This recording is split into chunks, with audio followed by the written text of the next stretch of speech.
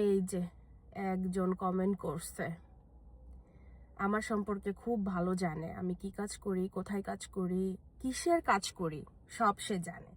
মানে কনফিডেন্টের সাথে বাকওয়াস করার যদি কোনো ফেস থাকে তাহলে এলো এর আছে, ছেলে না মেয়ে জানি না।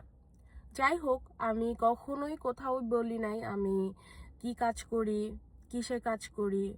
আর যদি করিও, বাথরুম ক্লিনিং এর কাজ যদি করিও, খারাপ কি? খারাপটা কি? আমি তো আমার নিজের কাজ নিজে করতেছি, নিজে ইনকাম করতেছি, নিজের খরচ নিজে চালাইতেছি। সমস্যা কি? আমার এখানে ওয়ালমার্টে কি বাথরুম ক্লিনিং এর কাজ করে না? তারা খুব ভালো মানুষ যারা কাজ করে, আমি ওদের প্রত্যেককে পার্সোনালি চিনি। তারা বাচ্চার জন্য কি কঠিন পরিশ্রমটা জীবনে করতেছে।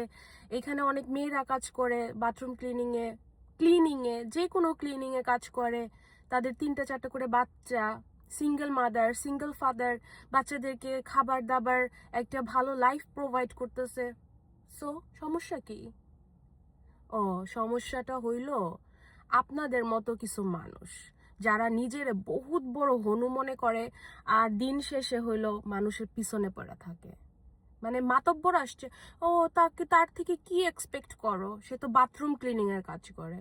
তোরে কি আমি বলছি আমি কোথায় কাজ করি, কি কাজ করি? আর করলেও তোর বাপের সমস্যা কি? তোর বাপের কাছ থেকে গিয়ে টাকা চাইছি, না তোর বাপে আমার শখ পূরণ করে? হুম, কোনটা প্রবলেম?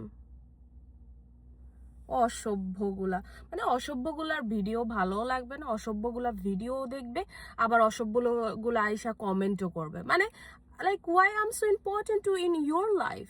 হ্যাঁ, because you don't have nothing to do, right?